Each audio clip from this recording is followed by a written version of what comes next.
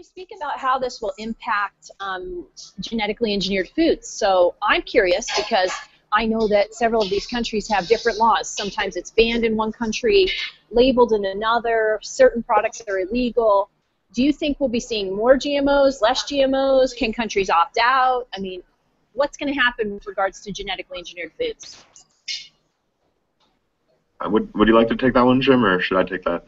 Sure. I think we're going to see more GMOs because we know that governments, universities, agribusiness are actively pushing consumer acceptance, and they're getting more GMOs out all the time. And since you can't label under TPP, we're going to see more, and we just won't know about it. That's has been one of the stumbling blocks in the TTIP negotiations with Europe, but you know, the European trade negotiators say that they wouldn't be forced to accept GMOs or hormone beef, for example, and the U.S. negotiators say they will. So somebody's lying, and I want to know who it is. Well, I'm going to suggest that I do know who it is, or at least a few people in the mix.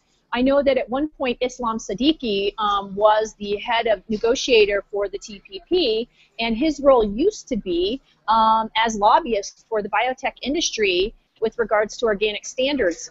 For many years he worked trying to get genetically engineered foods accepted into the organic standards and also get sewage sludge. So I'm going to suggest that he's still peddling sewage, just in another form.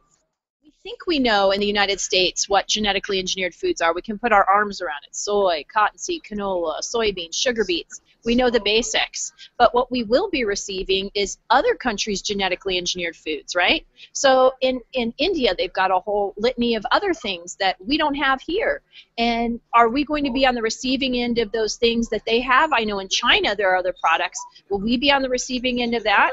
Maybe even products that they don't consume or are illegal in their own country then becomes legal to ship it to the United States. So I'm gonna suggest that we may end up being a dumping ground for other people's genetic experiments, and I don't want to see that go through.